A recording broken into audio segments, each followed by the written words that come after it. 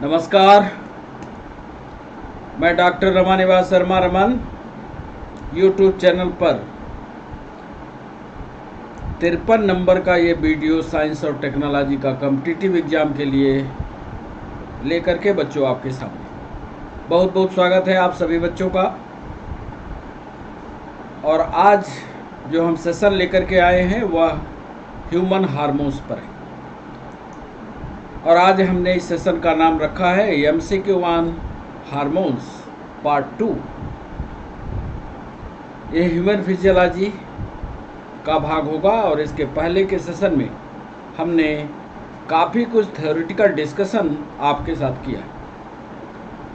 आज सिर्फ MCQ का सेशन हम रखेंगे और आज आपसे 20 सवाल पूछेंगे। 20 सवाल आपके विभिन्न प्रतियोगी परीक्षाओं में जो पूछे गए सवाल हैं वो सवाल होंगे, कुछ नए सवाल भी होंगे।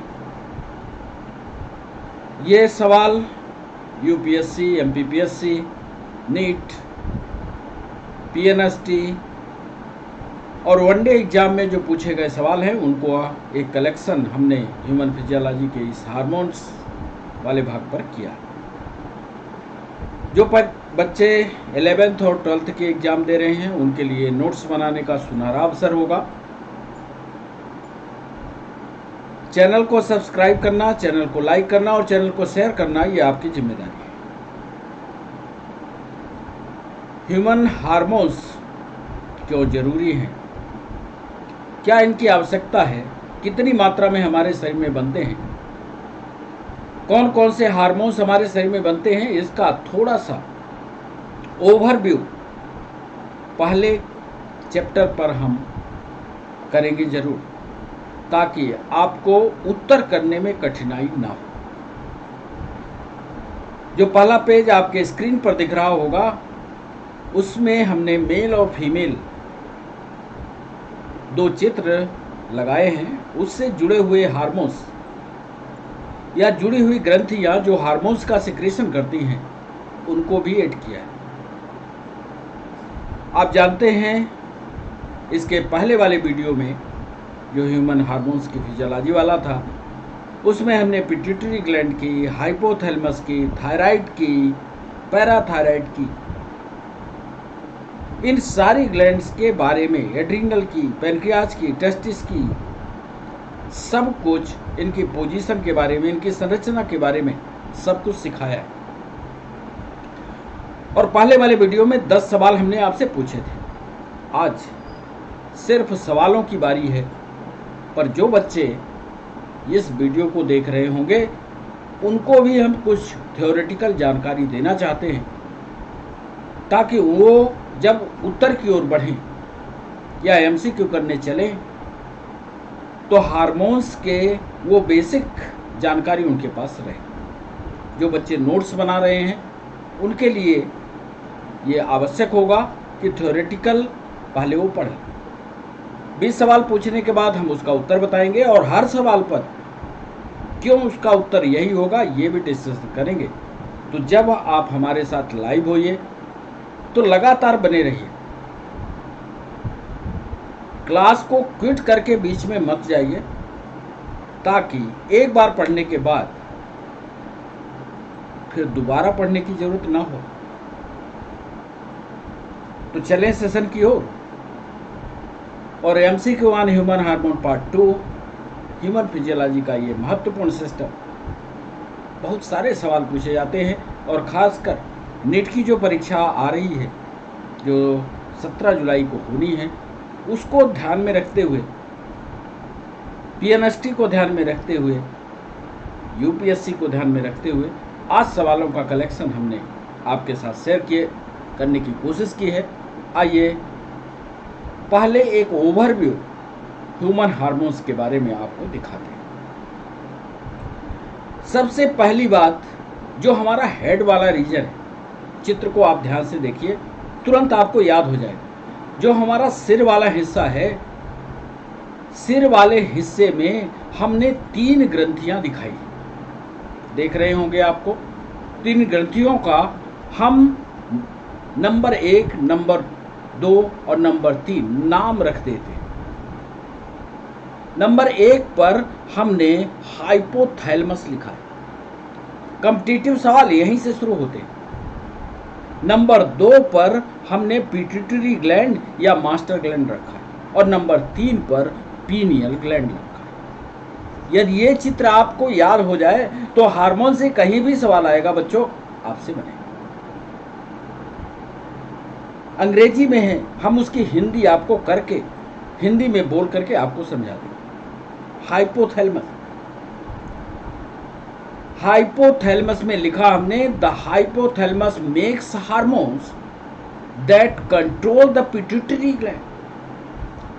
हम लोगों ने पढ़ा है कि हमारे शरीर में एक ग्लैंड है पिट्यूटरी ग्लैंड जो मास्टर ग्लैंड कहलाती है और इसलिए मास्टर ग्लैंड कहलाती है कि वो सब पर कंट्रोल करती है।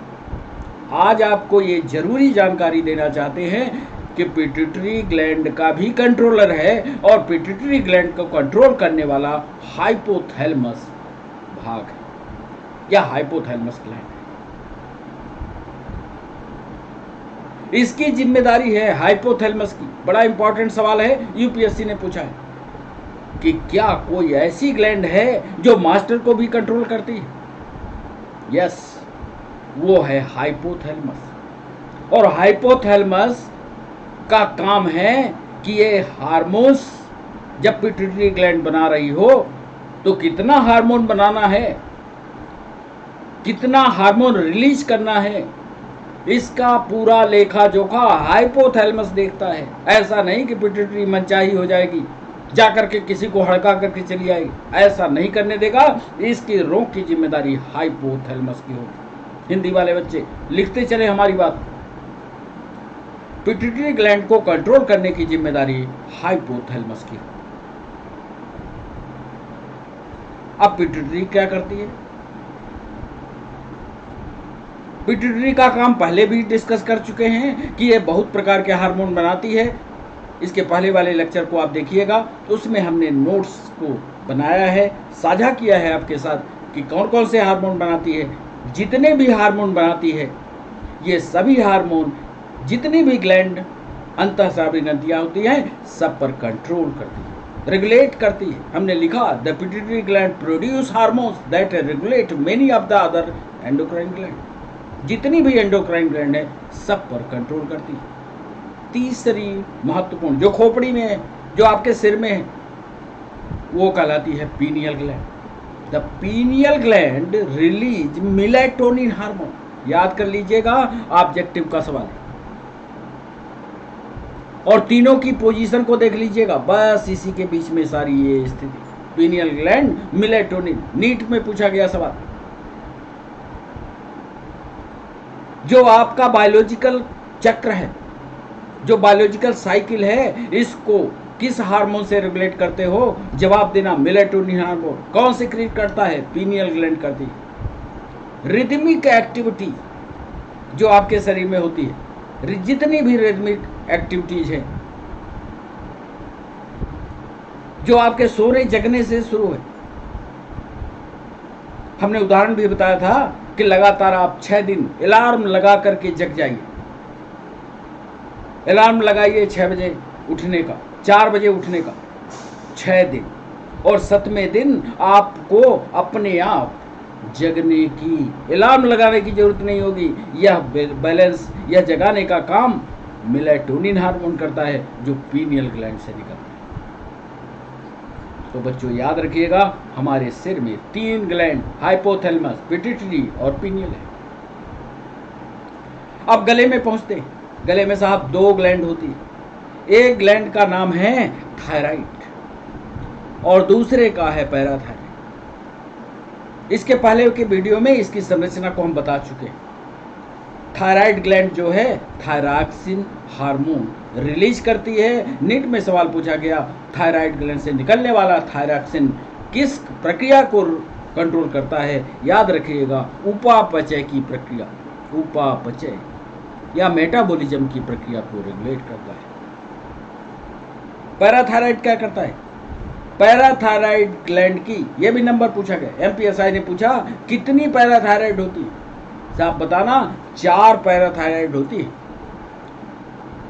4 होती है, इनकी संख्या 4 होती है, याद करना, हमने लिखा भी है। The 4 gland release parathyroid hormone. कौन सा हार्मोन बनाएगी? Parathyroid hormone, which regulate the level of calcium in the blood. हमारे खून में कैल्शियम की मात्रा को नियंत्रित करने, नियमित करने की जिम्मेदारी पैराथायराइड की। बड़ा बढ़िया नोट्स हमने तैयार किया है आपके लिए, ये चित्र इन ग्लैंड के साथ। यदि आपको ये पूरा पन्ना याद हो गया बच्चों, तो समझ लेना हार्मोन में कोई आपको हरा नहीं पाएगा। थायराइड ने निकाला थायरॉक्सिन, रेगुलेट कर दिया मेटाबॉलिज्म। पैराथायराइड ने निकाला पैराथायराइड हार्मोन, रेगुलेट कर दिया ब्लड में कैल्शियम के लेवल को। याद करते रहना, अभी ऑब्जेक्टिव पूछेंगे उधर, क्योंकि 20 सवाल हैं। फिर पहुंच जाना कूद काद के गले के बाद सीने में, और जब सीने में पहुंचोगे तो तुमको तीसरी ग्लैंड, तीसरा पार्ट आपका सीने वाला हिस्सा है, सीने में, सीने में, और इसमें जो ग्लैंड होती है वो थाइमस। साहब थाइमस क्या करती है?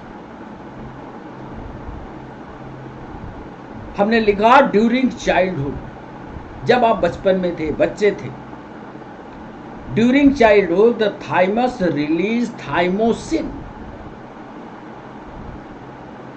और थाइमोसिन जो है टी सेल के डेवलपमेंट में मदद करता है। अब टी सेल का डेवलपमेंट हो जाए तो क्या होगा? टी सेल क्या करती है? ये बच्चों आपको हम इसके पहले भी जब अनअकैडमी पर के प्लेटफॉर्म पर लेक्चर दे रहे थे तो हमने समझाया है। आज बारी आपकी है। ये क्लास हमारी 6 बजे लाइव होगी। उस समय हम आपसे सवाल पूछेंगे, यदि आपके शरीर में टी सेल का डेवलपमेंट होता है तो क्या विकास होता है? तो थाइमस क्या करती है? ये उस समय 6 बजे जब हम लाइव होंगे आपसे पूछेंगे, यहाँ नहीं बता रहे। तो during childhood the thymus release thymosin, याद कर लेना, थाइमस थाइमोसिन बनाती है और टी सेल के डेवलपमेंट के लिए जिम्मेदार। अब सीने से उतर करके पेट में जाना, पेट में पैनक्रियाज मिलेगा। पेट में ही किडनी है, किडनी के ऊपर 2 किडनी होती है, किडनी के ऊपर सेम के बीच के आकार की 2 ग्लैंड होती हैं। किडनी में, पेट में जब पहुंचोगे तो पेट में आपको पैनक्रियाज मिलेगा एक, और दूसरी मिलेगी एड्रीनल। पैनक्रियाज क्या करती है? The pancreas produce insulin. पूरा भारत परेशान है, शुगर से परेशान है। Pancreas produce insulin and glucagon. Insulin और ग्लूकागॉन 2 हार्मोन याद रखना, which regulate the level of glucose in the blood. इन दोनों का काम है, एक शक्कर की मात्रा को बढ़ाता है, एक शक्कर की मात्रा को घटाता है। ये जब हम 6 बजे लाइव होंगे फिर आपसे सवाल पूछेंगे, इंसुलिन क्या करता है बच्चे, और ग्लूकागॉन क्या करता है। एड्रीनल ग्लैंड जो पेट में, किडनी के ऊपर है, the adrenal gland release epinephrine and non epinephrine. याद कर लो, ये दोनों नीट के सवाल है। इपिनेफ्रिन बनाता है, नॉन इपिनेफ्रिन बनाता है।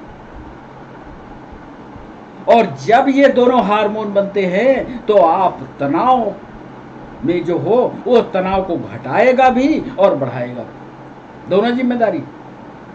कुछ लोग एक शब्द का इस्तेमाल करते हैं, मस्त मौला है। मस्त मौला होना बहुत होशियारी का काम नहीं है। पढ़ाई पर आपकी नजर हो, आप पढ़ते हो, आप तनाव में हो, अच्छी बात है, लेकिन तनाव ज्यादा ना हो, ये रेगुलेट करने की जिम्मेदारी एड्रीनल ग्लैंड की। नेफ्रिन, एपिनेफ्रिन, दोनों हार्मोन याद रखना। ये बड़ी इमरजेंसी ग्लैंड भी है, इसका भी डिस्कशन हम पहले वाले वीडियो में कर चुके हैं। आप इसको एड्रीनल ग्लैंड को बेहतर ढंग से पढ़ना। नहीं समझ में आएगा जब हम 6 बजे लाइव होंगे, आप हमें बताना, हम सारे उत्तर कमेंट बॉक्स में टाइप करेंगे। फिर इसके बाद पेट से नीचे उतर, यदि मेल होगा तो टेस्टिस और फीमेल होगी तो ओवरी। यदि ओवरी है तो ovary produce estrogen and progesterone. इस पर रिप्रोडक्टिव सिस्टम जब हम पढ़ा रहे थे, रिप्रोडक्शन पढ़ा रहे थे, इसके पहले वाले वीडियो में हमने सारे हार्मोन्स पर डिस्कशन किया है। Estrogen is required for the development of secondary characteristic and for the development of, यही लिख दिया है, याद रखना। एस्ट्रोजन क्या काम करेगा, याद रखना, सेकेंडरी सेक्सुअल कैरेक्टर को बढ़ाता है और अंडा बनाने में मदद करता है। सेकेंडरी सेक्सुअल कैरेक्टर, द्वितीयक लक्षण क्या है? देखो, बच्चा जब जन्म लेता है 7-8 साल तक लड़की को पता नहीं होता मैं लड़की हूं और लड़के को पता नहीं होता मैं लड़का हूं, लेकिन जैसे ही वो लड़की यदि 12 साल की अवस्था में पहुंचती है, उसके शरीर में हार्मोनल चेंज होते हैं और वो हार्मोनल चेंज करने की जिम्मेदारी एस्ट्रोजन की होती है। जैसे स्तनों का बढ़ जाना, हिप का चौड़ा हो जाना, पेल्विक रीजन में हेयर्स का आना, कांखे में यहां पर बाल का आना, मेंस्ट्रुअल साइकिल का शुरू होना, that is called secondary sexual character. ये कहलाते हैं द्वितीयक लक्षण। याद करना, पीएससी वाले बच्चे, एक बार सवाल पूछा गया था, पीएससी मेंस के में लिखने के लिए आया था, secondary sexual character of female कौन कौन से हैं? हमने बता दिया, ये एस्ट्रोजन हार्मोन करता है। प्रोजेस्टेरॉन प्रिपेयर, प्रोजेस्टेरॉन का काम भी सुन लो। प्रोजेस्टेरॉन का काम है, ऐसे नहीं लिख देना कि प्रोजेस्टेरॉन निकलता है तो सेकेंडरी सेक्सुअल कैरेक्टर बनते हैं। Progesterone prepare the uterus for fertilised. Progesterone hormone का काम होता है गर्भाशय को, अंडे को ला करके, या जो फर्टिलाइज्ड जाइगोट बना है उसको फिक्स करके बच्चे के विकास में मदद करता है। बड़ा बेसिक कंसेप्ट है, याद रखना। एस्ट्रोजन का काम है आपको महिला बनाना, प्रोजेस्टेरॉन का काम है बच्चे के विकास के लिए गर्भाशय को तैयार करना। दोनों में अंतर पढ़े रहना। अब कर लेते हैं टेस्टिस की बात। टेस्टिस भी हार्मोन बनाती है। हमने उसके पहले के लेक्चर में, फर्स्ट पार्ट में हमने सब कुछ बताया है। टेस्टिस भी, स्किन भी, ये सब हार्मोन्स उत्पादक है। टेस्टिस क्या करती है? टेस्टिस प्रोड्यूस टेस्टोस्टेरोन, यही हार्मोन बनता है टेस्टोस्टेरोन। 14 साल की उम्र में एक लड़के को टेस्टोस्टेरोन हार्मोन का बनना, which is responsible for sperm production, sperm का बनना 14 साल में शुरू, and development of male secondary sex characteristic. द्वितीयक लक्षण आए, किसी बच्चे को दाढ़ी बनना शुरू हो गई, आप समझ लो बच्चा जवान हो गया, इसमें स्पर्म का निर्माण शुरू हो गया, एंड सेकेंडरी सेक्सुअल कैरेक्टर का विकास हो। आवाज उसकी तुमको भारी दिखेगी, सीना उसका चौड़ा दिखने लगेगा। तो ये जो हार्मोन्स है, इसके बारे में एक सामान्य, हर पूरी की पूरी साइंस और टेक्नोलॉजी को इतने इत्मीनान से पढ़ो। ये कोई किताब से हमने नहीं बनाया, कोई किताब आपको बांट नहीं रहे हैं, ये एक प्रैक्टिकल है। जब कभी भी आप साइंस और टेक्नोलॉजी पढ़ो, प्रैक्टिकल पढ़ो, कुछ नहीं पढ़ना पड़ेगा, आपको उसी समय याद होता जाएगा। तो आज हमने बात की हाइपोथैलेमस की, आज हमने बात की पिट्यूटरी की, आज हमने बात की पीनियल की, आज हमने बात की थायराइड की, आज हमने बात की पैराथायराइड की, आज हमने बात की पैनक्रियाज की, आज बात की थाइमस की, आज बात की ओवरी की, आज बात की एड्रिनल की, आज बात की टेस्टिस। इन्हीं के आसपास आपके कॉम्पिटिटिव एग्जाम में सवाल पूछे गए। जो 11th 12th के बच्चे हैं वो बढ़िया एक नोट्स इसी तरह का चित्र बनाए, सारे ग्लैंड को लिखें, जो भाषा लिखना है वो बेहतर नोट्स बना सकते हैं। तो बच्चों, आपको समझ में आ गया होगा। अब बारी है एमसीक्यू। सब कुछ एक ओवरलुक हमने आपको दे दिया है। अब चलते हैं एमसीक्यू सेशन की ओर। तो पहला सवाल आपके लिए, ध्यान से सवाल को पढ़िएगा, जल्दी में उत्तर करने की कोशिश मत करिएगा। पहला सवाल हम आपसे पूछते हैं,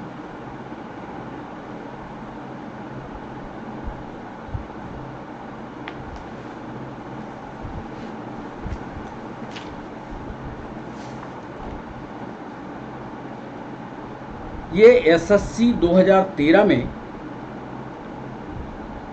और नीट 2011 में सवाल पूछा गया। ACT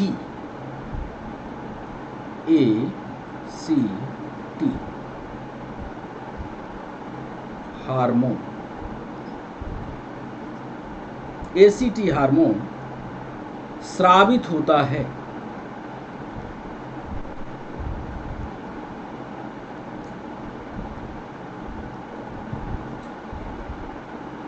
ACT हार्मोन स्रावित होता है। ये ऑप्शन दे रहे हैं, हिंदी वाले बच्चे के लिए लिख रहे हैं, आधी ब्रिक बलकुट से,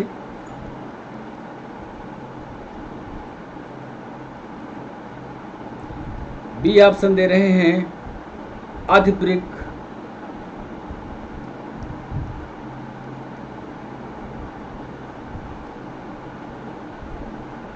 अंतस्था से,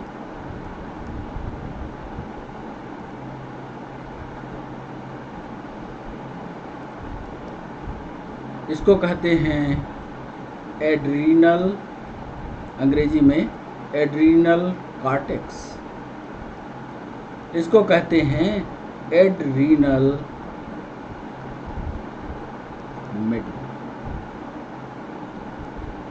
अब यदि आपने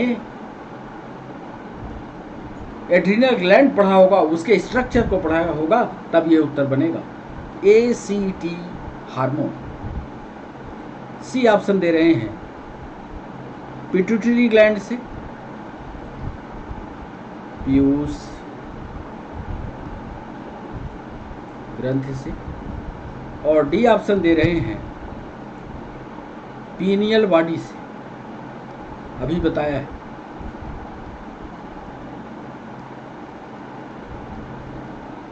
ACT हार्मोन बनता है, किससे बनता है? एड्रीनल कॉर्टेक्स से, एड्रीनल मेडुला से, पिट्यूटरी ग्लैंड से या पीनियल बॉडी से। तो ये हमारा पहला सवाल था। आइए दूसरे सवाल की ओर चलते हैं। पिट्यूटरी ग्लैंड पाई जाती है,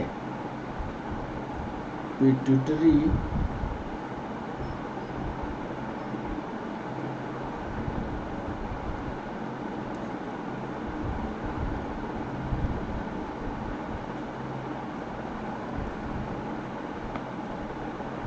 ये कह रहे हैं ब्रेन के नीचे,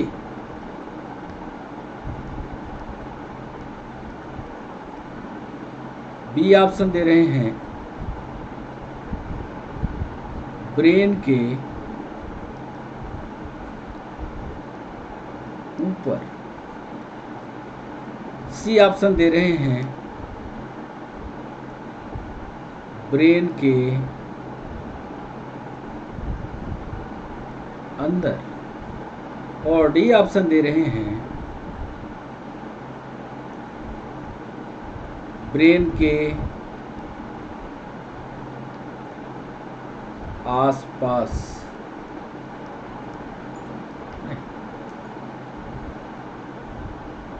पूछ रहे हैं पिट्यूटरी ग्लैंड पाई जाती है ब्रेन के नीचे, ब्रेन के ऊपर, ब्रेन के अंदर या ब्रेन के आसपास नहीं। ये भी संरचनात्मक सवाल है, तथ्यात्मक सवाल है, संरचनात्मक सवाल है। यदि आपने पिट्यूटरी ग्लैंड के पूरा LS पढ़ा होगा तो ये जवाब आपसे बनेगा। काफी कंफ्यूजन वाला सवाल हो सकता है। तीसरा सवाल, यह सवाल नीट में पूछा गया। हार्मोन के रूप में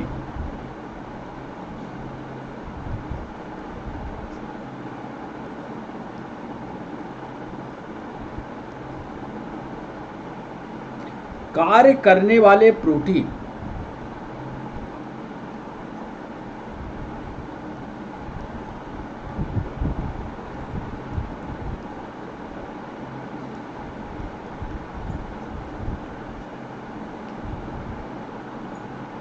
का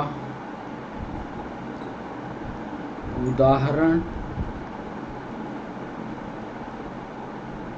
बताएं। ए ऑप्शन दे रहे हैं ट्रिप्सिन,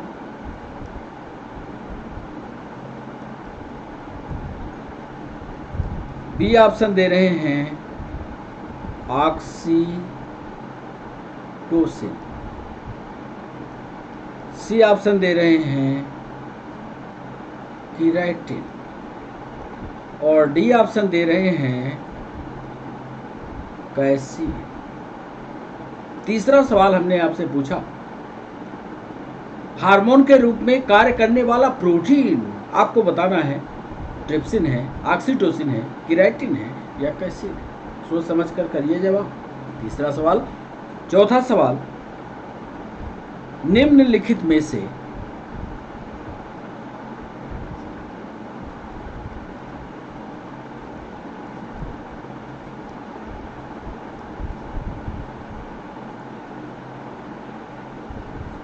आधी ब्रिक रस या एड्रीनल जूस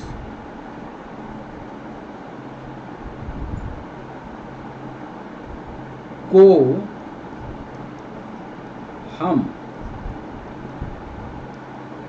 किस श्रेणी में रख सकते हैं। चौथा सवाल है, ए ऑप्शन दे रहे हैं उसको हम हार्मोन की श्रेणी में रखेंगे, बी ऑप्शन दे रहे हैं क्या उसको एंजाइम की श्रेणी में रखेंगे,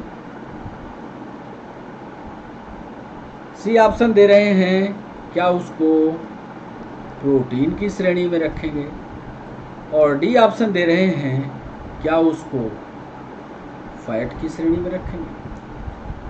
हमने पूछा निम्नलिखित में से एड्रीनल जूस या एड्रीनल ग्लैंड से निकलता होगा, ध्यान से देना जवाब, ये भी नीट का सवाल। निम्नलिखित में से अधिवृक्क रस एड्रीनल जूस को हम किस श्रेणी में, पीएनएसटी में भी सवाल पूछा है, हार्मोन से, एंजाइम है, प्रोटीन है या फैट है। 5वां सवाल,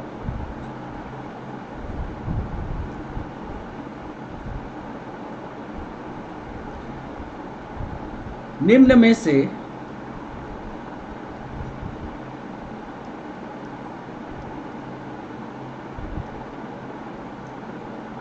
कौन दोनों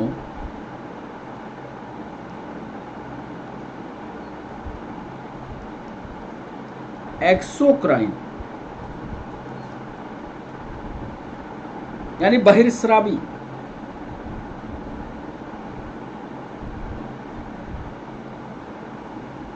और एंडोक्राइन अंतःस्रावी ग्लैंड के रूप में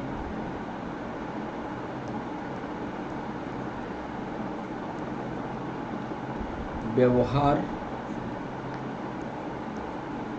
नहीं करता है। ये ऑप्शन, क्या वो पिट्यूटरी है, क्या वो पैनक्रियाज है, सी ऑप्शन दे रहे हैं क्या वो टेस्टिस है और डी ऑप्शन दे रहे हैं क्या वो ओवरी है, अंडाशय है। हमने पूछा निम्न में से कौन दोनों एक्सोक्राइन और एंडोक्राइन ग्लैंड के रूप में व्यवहार नहीं करता। सोच समझ कर करना जवाब। एसएससी में 2013 में यह सवाल पूछा गया था। पिट्यूटरी है, पैनक्रियाज है, टेस्टिस है या ओवरी है। 6वां सवाल, मानव शरीर की कौन सी ग्रंथि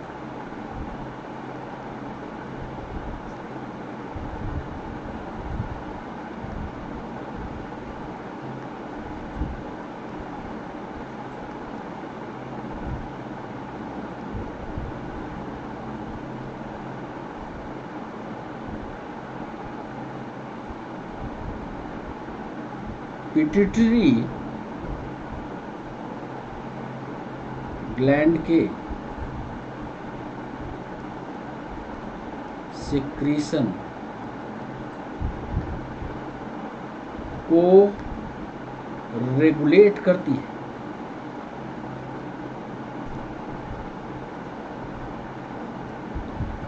ये ऑप्शन दे रहे हैं,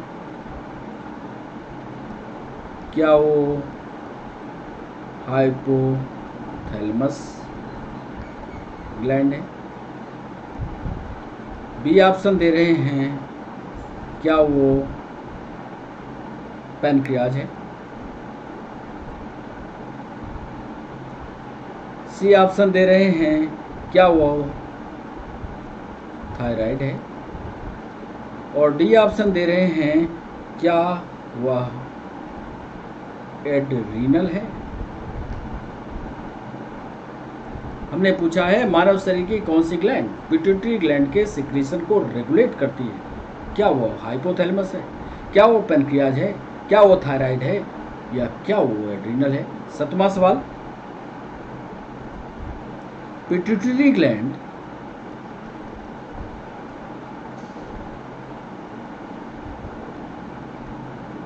यानी पीयूष ग्रंथि शरीर में किस स्थान पर स्थित होती है।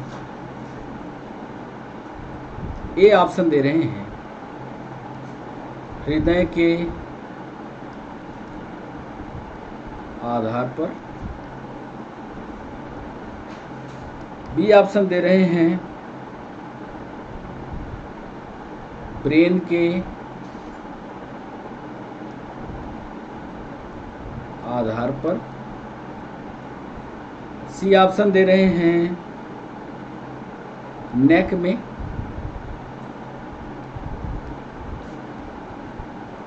और डी ऑप्शन दे रहे हैं,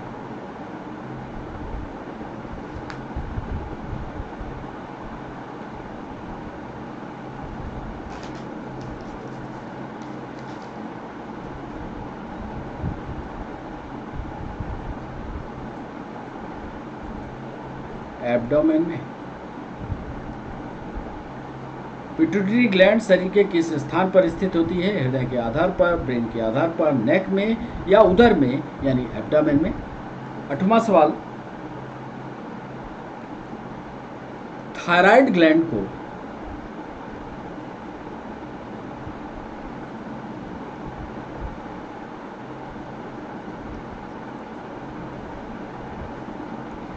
थायराइड ग्लैंड की पढ़िएगा बच्चों इसको, थायराइड ग्लैंड की सामान्यता बनाए रखने के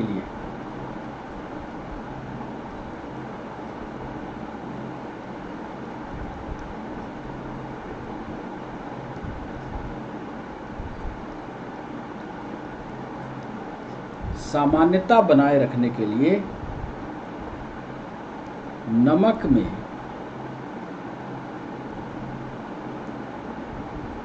आयोडीन किस रूप में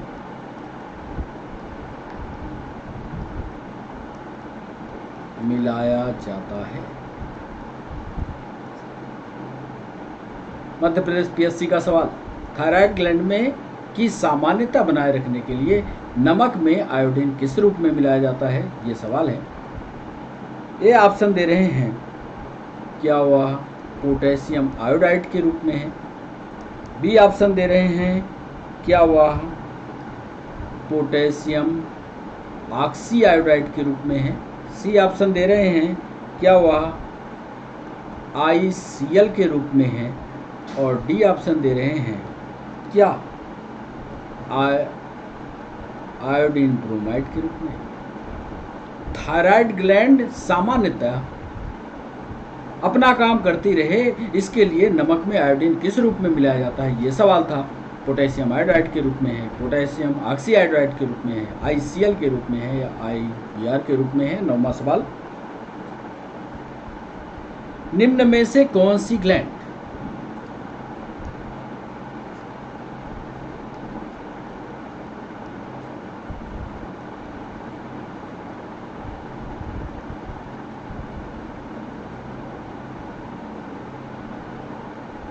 गर्दन में स्थित है, नेक में?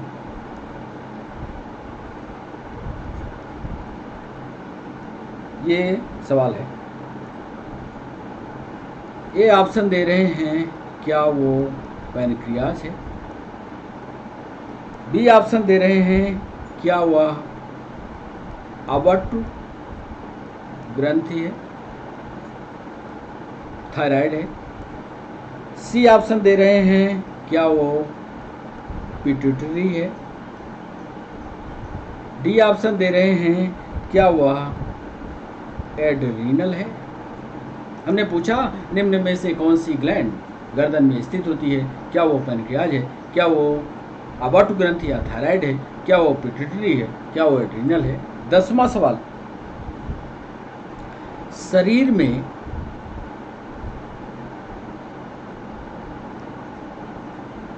सबसे बड़ी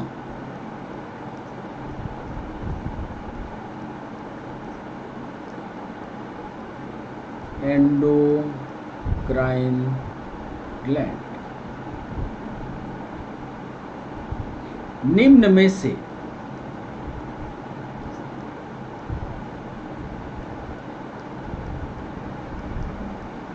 कौन सी है? ए ऑप्शन दे रहे हैं, क्या वह अवॉर्ट ग्रंथ या थायराइड है? बी ऑप्शन दे रहे हैं, क्या वह पैरा थायराइड है? पराबटु इसको हिंदी में बोलते हैं, हिंदी भी पढ़े रहना बच्चों, पराबटु। सी ऑप्शन दे रहे हैं, क्या वह एड्रीनल है? और डी ऑप्शन दे रहे हैं, क्या वह पिट्यूटरी है या पीयूष ग्रंथि है? बॉडी में सबसे बड़ी बताना है, कौन सी है?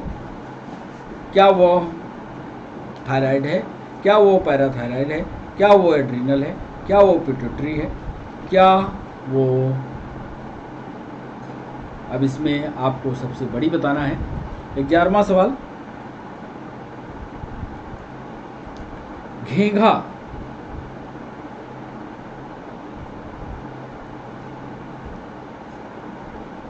SSC 2012 और 2006 में पूछा गया, घेंघा निम्नलिखित में से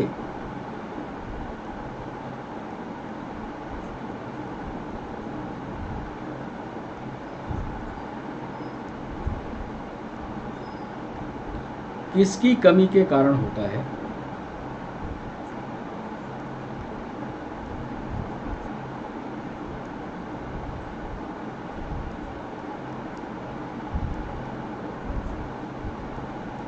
घेंघा को ग्वाइटर बोलते हैं अंग्रेजी में, इस पर आप कंफ्यूज न होइएगा।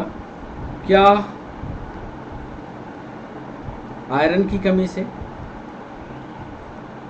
बी ऑप्शन दे रहे हैं, क्या सोडियम की कमी से? सी ऑप्शन दे रहे हैं, क्या पोटेशियम की कमी से? और डी ऑप्शन दे रहे हैं, क्या आयोडीन की कमी से? घेंघा या ग्वाइटर, इसको अंग्रेजी में लिखे रहिएगा, ग्वाइटर। ग्वाइटर निम्नलिखित में से किसकी कमी के कारण होता है? यह SSC में 2012 में और 2006 में पूछा गया सवाल था। अगला सवाल, 12वां सवाल, इंसुलिन की खोज किसने की? इसके पहले वीडियो में ये सारा डिस्कशन हो चुका है। इंसुलिन की खोज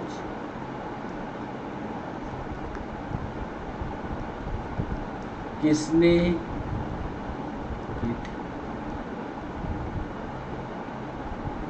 आपको बताना है, क्या वो एफ बैटिंग थे, बी ऑप्शन दे रहे हैं, क्या वो अलेक्जेंडर फ्लेमिंग थे?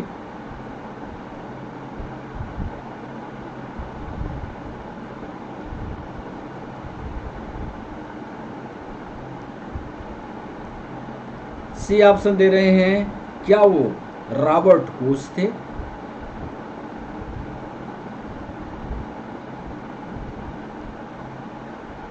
और डी ऑप्शन दे रहे हैं, क्या वो डॉक्टर रोनाल्ड थे?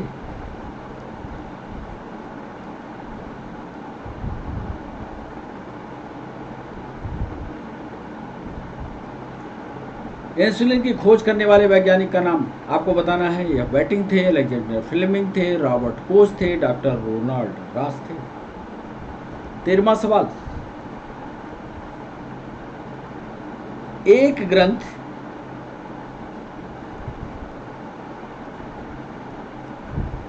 या ग्लैंड जिसमें एक्सोक्राइन और एंडोक्राइन दोनों कार्य होते हैं,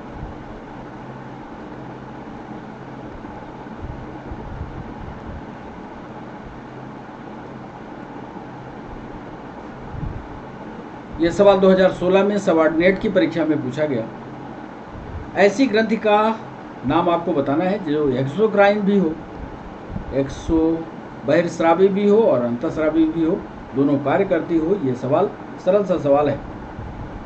क्या वो पिट्यूटरी है?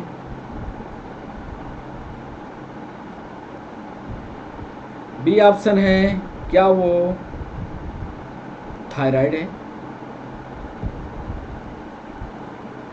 सी ऑप्शन है, क्या वो पैनक्रियाज है?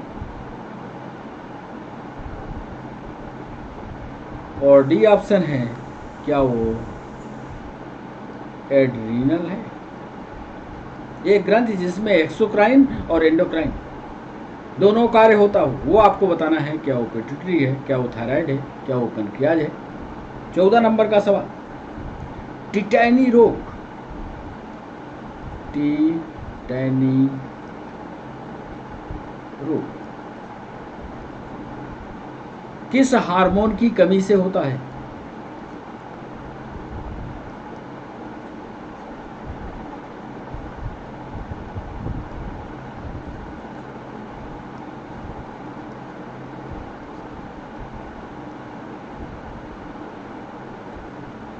सोच समझकर जवाब दीजिएगा। टिटैनी रोग एसएससी 2014 में सवाल पूछा गया। क्या वो इंसुलिन है? क्या वह ग्लूकागॉन हार्मोन है? क्या वह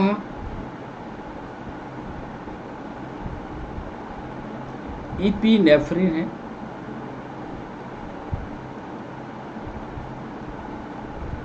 और डी ऑप्शन दे रहे हैं, क्या वह नॉन इपिनेफ्रिन है?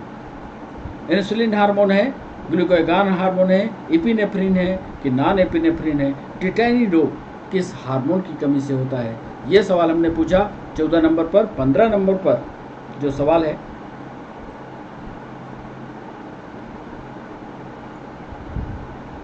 ये सवाल नीट ने पूछा, ऑल इंडिया मेडिकल में पूछा गया कि इंसुलिन के हाइपर सिक्रीशन से, इंसुलिन के अतिस्रावण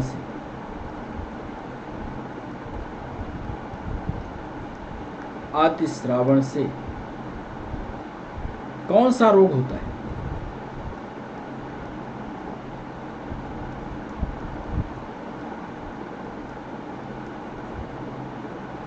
ये एनएसटी में भी पूछा है। अब आपको बताना है ए मधुमेह होता है क्या? बी ऑप्शन बताना है हाइपोग्लाइसीमिया होती है क्या? सी ऑप्शन बताना है क्या हिपेटाइटिस होता है इससे? और डी ऑप्शन बताना है क्या इससे एनीमिया होती है?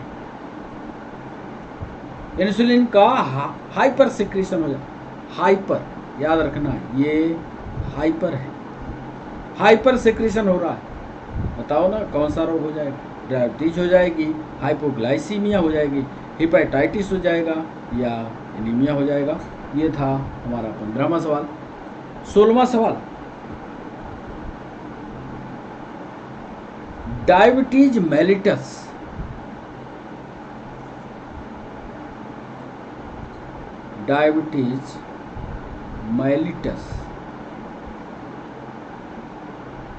किस हार्मोन के कम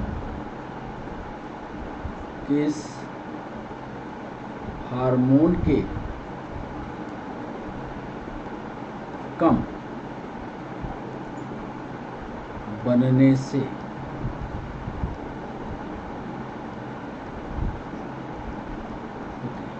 डायबिटीज मेलिटस? दो तरह की डायबिटीज होती है। अब जो हम अगला सेशन लाएंगे उसमें इसका भी जिक्र करेंगे। डायबिटीज मेलिटस और डायबिटीज इंसिपिड किस हार्मोन के कम बनने से होती है? ऑप्शन दे रहे हैं आपको, ए इंसुलिन, बी ग्लूकागॉन, सी थायरॉक्सिन।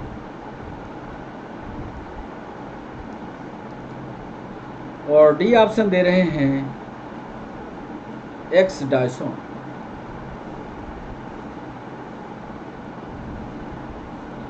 पीएनएसटी में 2014 में, एसएससी 2014 में दोनों परीक्षाओं में पूछा गया, डायबिटीज मेलिटस किस हार्मोन को कम बनने से होता है? क्या इंसुलिन, क्या ग्लूकागॉन, क्या थायरॉक्सिन, क्या एक्स डायसोन? 17वां सवाल, निम्नलिखित में से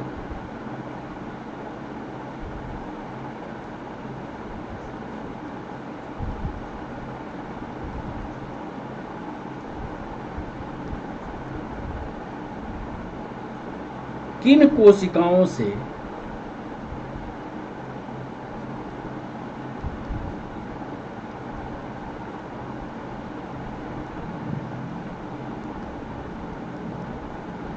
इंसुलिन का निर्माण होता है? बड़ा बढ़िया सवाल है।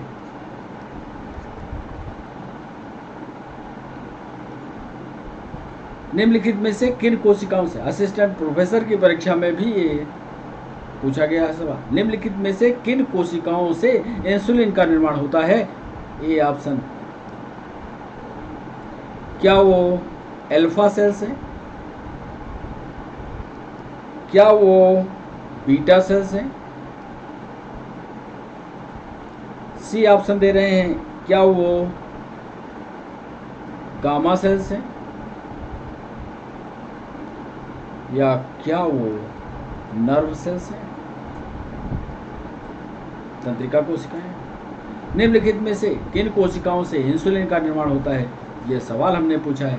क्या वो अल्फा सेल्स हैं, क्या वो बीटा सेल्स हैं, क्या वो गामा सेल्स हैं, क्या वो नर्व सेल्स हैं? 18वां सवाल, यूपीएससी का सवाल, ये 18वां थोड़ा तथ्यात्मक सवाल है।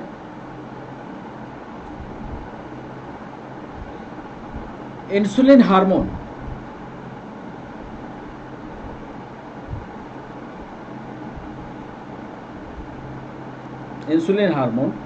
के विषय में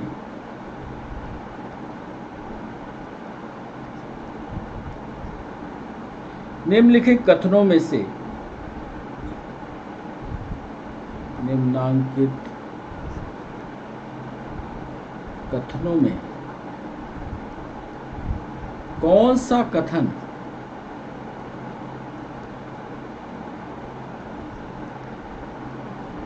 सही है? पहला कथन देखिए, इंसुलिन एक प्रोटीन है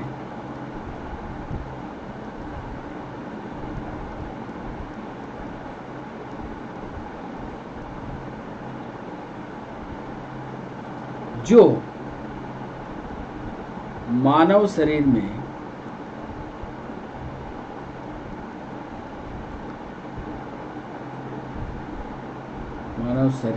नहीं बनता। तथ्यात्मक सवाल है, यूपीएससी में पूछा गया सवाल है। बी एक स्टेटमेंट लिख रहा है, इंसुलिन एक स्टेरॉयड हार्मोन है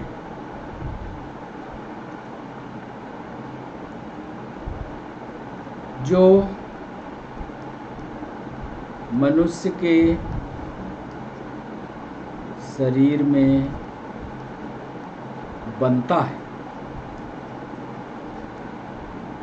सी ऑप्शन दे रहे हैं, इंसुलिन एक कोलेस्ट्रॉल है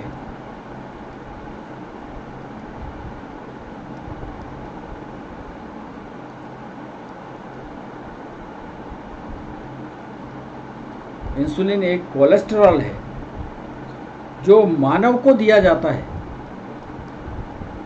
बाहर से।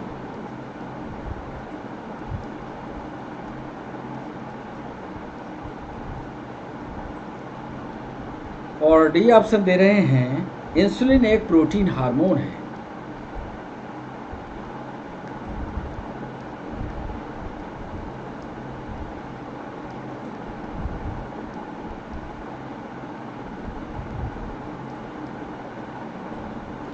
जो मानव शरीर में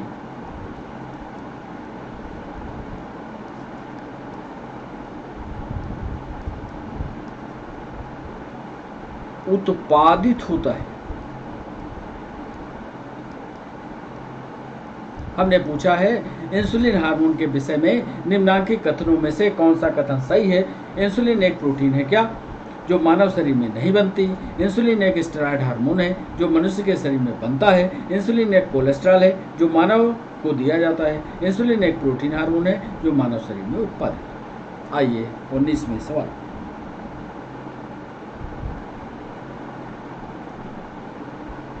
थायरॉक्सिन हार्मोन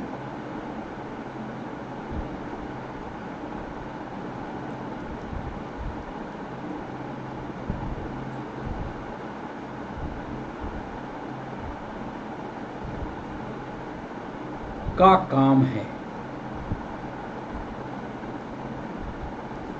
सवाल कुछ ऐसा पूछा था, हमने शार्ट में लिखा है।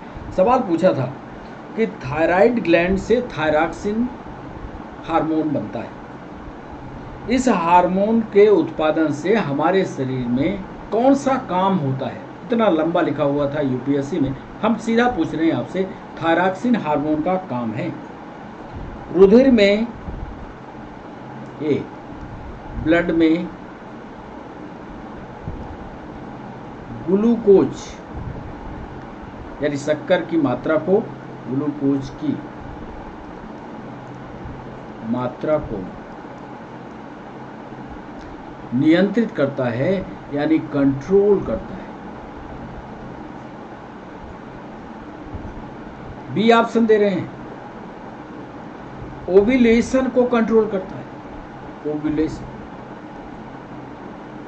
यानी अंडे बनने की प्रक्रिया, अंडा बन जाए, ओव्यूलेट हो जाए, अंडा शरीर से बाहर निकल जाए, ओवरी से अंडे का निर्माण हो जाए, ओव्यूलेशन की प्रक्रिया को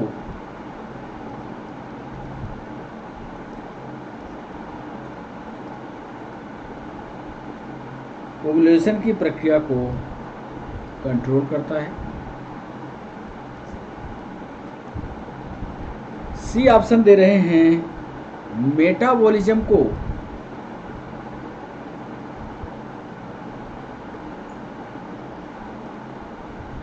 कंट्रोल करता है या प्रेगनेंसी गर्भावस्था को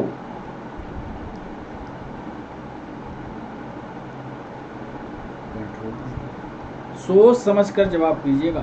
ब्लड में ग्लूकोज की मात्रा को कंट्रोल करता है, ओव्यूलेशन की प्रक्रिया को कंट्रोल करता है, मेटाबॉलिज्म को कंट्रोल करता है या प्रेगनेंसी को कंट्रोल करता है। 19वां सवाल था। आज के सेशन का अंतिम सवाल 20वां अब आपके सामने है। ग्रेव का रोग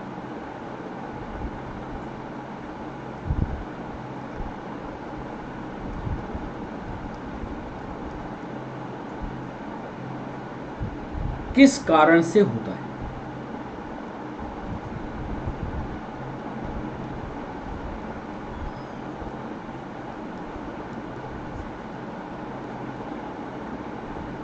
ये ऑप्शन दे रहे हैं थाइमस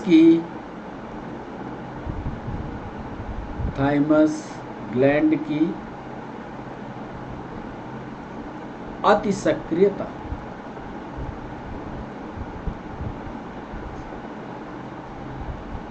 बी ऑप्शन दे रहे हैं थायराइड की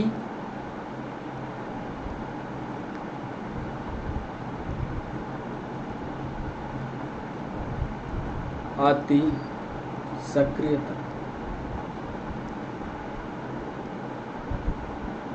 फिर थाइमस की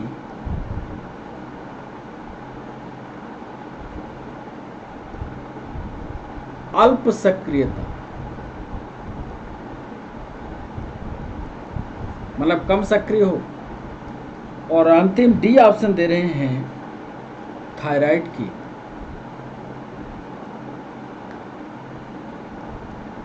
अल्प।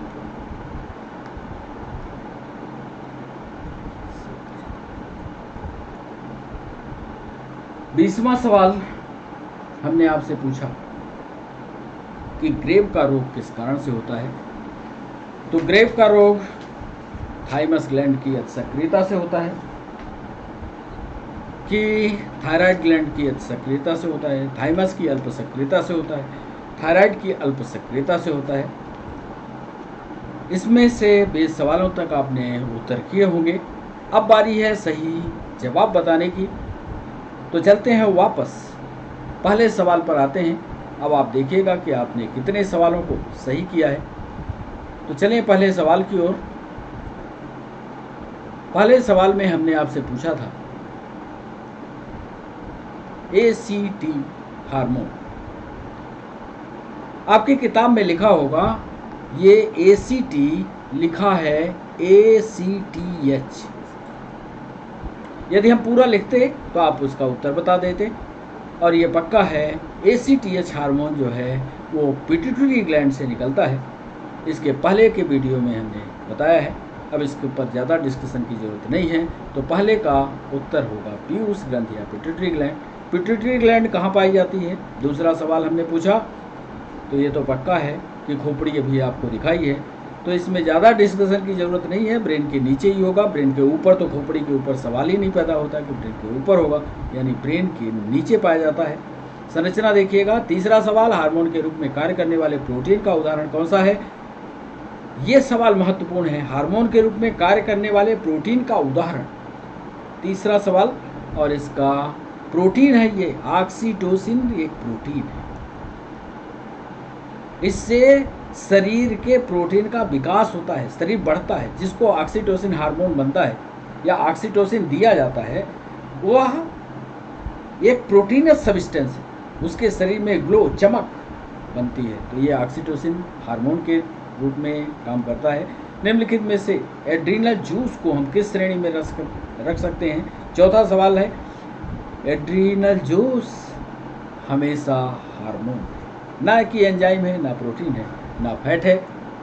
निम्न में से कौन दोनों एक्सोक्राइन और एंडोक्राइन ग्लैंड के रूप में व्यवहार नहीं करता?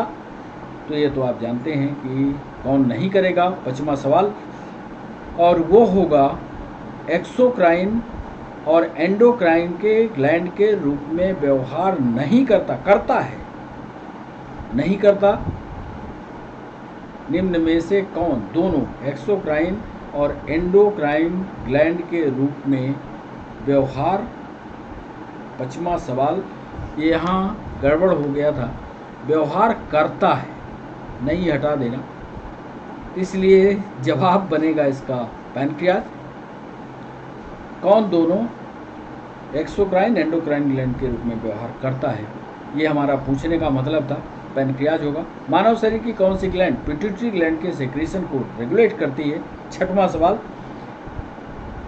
तो इस पर हमने जब शुरू ये क्लास को लाइव किया है तो हाइपोथैलेमस को पिट्यूटरी का बाप बताया है, तो हाइपोथैलेमस इसका सही जवाब होगा।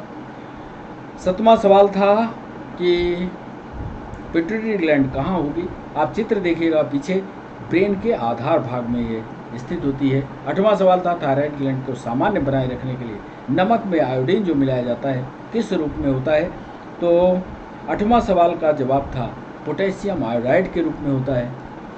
निम्न में से कौन सी ग्लैंड गर्दन में स्थित होती है, तो पक्का है वो थायराइड ग्लैंड होगी, इसको अवटु ग्रंथ हिंदी में बोलते हैं। बॉडी में सबसे बड़ी एंडोक्राइन ग्लैंड, 10वां सवाल, इसका उत्तर भी आपने कर लिया होगा, सबसे बड़ी होती है ये थायराइड। ग्वाइटर यानी घेघा रोग किसकी कमी से होता है, ये भी आप जानते होंगे, 11वें सवाल का सही जवाब होगा आयोडीन। इंसुलिन की खोज किसने की, 12वां सवाल हमने पूछा। इंसुलिन की खोज करने वाले वैज्ञानिक थे बेंटिंग। इसका पहले ही 12वें सवाल का हम पहला जो वीडियो हमने बनाया था उसमें ये सारा डिस्कशन किया हुआ है। पूरे वीडियो को आप पढ़ने की आदत डालो। अब तक 52 से 53 वीडियो डाले जा चुके हैं साइंस और टेक्नोलॉजी। यदि आपको साइंस और टेक्नोलॉजी रटना नहीं है, सिर्फ समझना है, तो सारे वीडियो पढ़ डालिए। क्लासिफिकेशन का A to Z पूरी जानकारी उस पर डालिए। 52 या 53 वीडियो हो चुके हैं, पढ़ लो, भला हो जाएगा। 13वां सवाल, एक ग्रंथ जिसमें एक्सोक्राइन और एंडोक्राइन दोनों कार्य होते हैं, वही 13वां सवाल। अब तो सही जवाब यहाँ मिल जाएगा। टिटैनी रोग किस हार्मोन की कमी से होता है, 14वां सवाल। टिटैनी रोग सिर्फ और सिर्फ 14वां सवाल इंसुलिन की कमी से।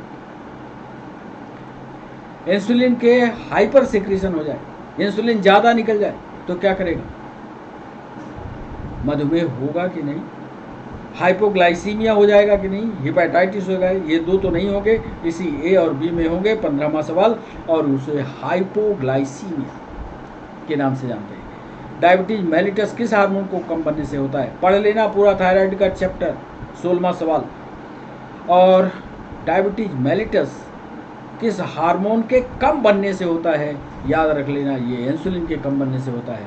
निम्नलिखित में से किन कोशिकाओं से इंसुलिन का निर्माण होता है, ये भी सवाल पूछा गया। 17वां सवाल, और इसका सही जवाब होगा बीटा सेल से बनता है इंसुलिन हार्मोन। यूपीएससी में पूछा गया सवाल, निम्न कथनों में से कौन सा कथन सही है, आपने पढ़ लिया होगा इसको। 18वां सवाल, इसमें हम ज़्यादा टाइम नहीं लगाएंगे। इंसुलिन एक प्रकार की प्रोटीन हार्मोन है जो मानव शरीर में उत्पादित होता है। थायरॉक्सिन हार्मोन का काम क्या है, 19वां सवाल हमने पूछा। थायरॉक्सिन का काम है, ये सब काम है, जिसको थायराइड हो जाता है ना, प्रेगनेंसी नहीं आती, ध्यान रखना। लेकिन यदि हम एक लाइन में इसका जवाब दें तो मेटाबॉलिज्म को कंट्रोल करता है। 20वां और अंतिम सवाल है, ग्रेव का रोग किस कारण से होता है, और थायराइड ग्लैंड जब बहुत ज़्यादा सक्रिय हो जाती है तो इतना भयानक उसका शरीर हो जाता है, उसी को ग्रेव कहते हैं। फिर कभी समय मिला तो ग्रेव का विस्तार से डिस्कशन बच्चों आपके सामने लाएंगे। आज 20 सवाल ही, फिर यदि आप कमेंट बॉक्स में हमसे पूछोगे, कहोगे कि और हार्मोन्स पर सवाल पूछे जाएं या सवाल कुछ और जानना चाहते हो तो आप हमको बताइएगा, और हम सवालों की श्रृंखला इस पर आगे के वीडियो में जरूर लाएंगे। जैसा कि हमारा नियम है कि एक दिन के अंतराल के बाद हमारा नया वीडियो आता है। जो आप चाहो हमें कमेंट बॉक्स में बताओ, तुरंत हम उसको एक दिन के अंतराल के बाद आपको पढ़ा देंगे। तो बच्चों, अब चलने का हुआ समय, कैसा रहा सेशन ये ज़रूर हमें बताइएगा। आप सभी बच्चों का बहुत बहुत शुक्रिया। फिर मिलते हैं नए सेशन के साथ, तब तक के लिए बच्चों बाय बाय और नमस्कार।